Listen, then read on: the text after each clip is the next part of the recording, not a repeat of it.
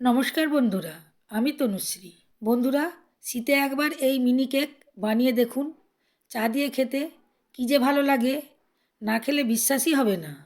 একদিকে চা বসিয়ে অন্যদিকে এই কেক বানিয়ে নিতে পারবেন। মাত্র 5 মিনিটের মধ্যেই এই কেক বানানো হয়ে যাবে। এত সুন্দর কেক তৈরি হবে, দেখেই মন ভরে যাবে।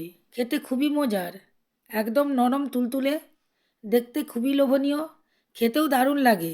ছোট হোক বা বড়, সবাই এই কেক খেতে খুবই পছন্দ করবে। তাই বন্ধুরা, স্কিপ না করে পুরো ভিডিওটা দেখার অনুরোধ রইল। এই কেক বানানোর জন্য প্রথমেই আমি গুঁড়ো চিনি নিচ্ছি। এখানে আমি 1 বাটি গুঁড়ো চিনি নিয়েছি। যেই বাটি মেপে আমি গুঁড়ো চিনি নিয়েছি, সেই বাটি মেপেই এখানে আমি 1 বাটি দুধ দিয়ে দিয়েছি।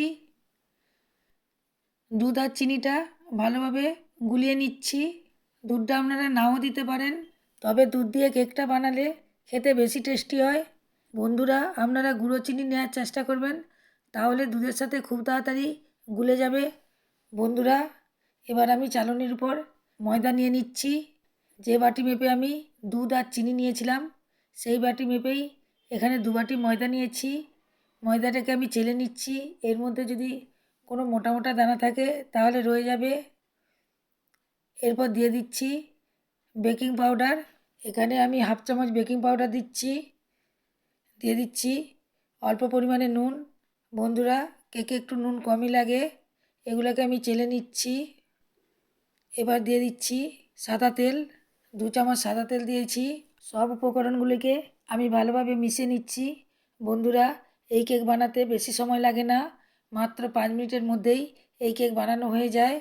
দেখুন বন্ধুরা, খুব সুন্দরভাবে মেশানো হয়েছে। ব্যাটারের ঘনত্বটা ঠিক এই রকম হবে, খুবই পাতলা হবে না আর খুবই মোটাও হবে না। খুব সামান্য আমি ফুড কালার দিয়ে দিচ্ছি। এখানে আমি হলুদ রঙের ফুড কালার দিচ্ছি। বন্ধুরা, আপনারা এখানে ফুড কালার নাও দিতে পারেন, শুধুমাত্র দেখতে সুন্দর লাগবে বলেই আমি ফুড কালারটা দিয়েছি। বন্ধুরা, আমি একটা আব্বা প্যান নিয়েছি। এই প্যানের মধ্যেই কেকগুলো আজকে রেডি করে নেব। এই প্যানের মধ্যে অল্প সময়ে অনেক কেক তৈরি হয়ে যায়। এখন এটাকে গ্যাসের উপর বসিয়ে দিয়েছি। এতে তেল ব্রাশ করে দিচ্ছি।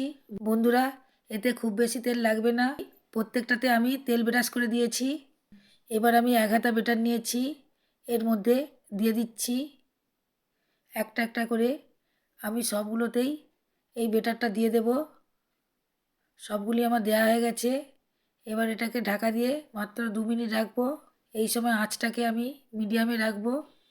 2 মিনিট পর দেখুন কেকগুলি কতটা ফুলে গেছে, দেখতে কতটা সুন্দর লাগছে। আমি গ্যাসটাকে অফ করে দিয়েছি। এখন আমি কেকগুলিকে তুলে নিচ্ছি। দেখুন বন্ধুরা, কেকগুলি খুবই সুন্দর হয়েছে। এত কম সময়ে যে এত সুন্দর কেক বানানো যায়, দেখে সবাই অবাক হয়ে যাবে। একটা প্লেটের মধ্যে কেকগুলি সার্ভ করে দিচ্ছি। চায়ের সাথে এই কেক খেতে দারুণ লাগে। বাড়িতে কেউ অতিথি এলে একদিকে চা বসিয়ে অন্যদিকে এই কেকটি খুব সহজেই বানিয়ে নিতে পারবেন। বন্ধুরা, দেখুন কেকটা কত সুন্দর হয়েছে, পাউরুটির মতো নরম তুলতুলে হয়েছে, খুবই জালিদার হয়েছে। এই কেক খেতে খুবই টেস্টি হয়। ছোট থেকে বড়রা এই কেক বানানোর জন্য আপনার কাছে বারবার আবদার করবে। বন্ধুরা, আজকের কেকের রেসিপি ভালো লেগে থাকলে লাইক দিয়ে দেবেন। আপনারা একবার অবশ্যই বানিয়ে খাবেন, খেতে খুবই ভালো লাগবে। এই রকম নতুন নতুন রেসিপি পেতে আমার চ্যানেলকে অবশ্যই সাবস্ক্রাইব করবেন এবং বন্ধুদের মধ্যে প্রচুর প্রচুর শেয়ার করবেন।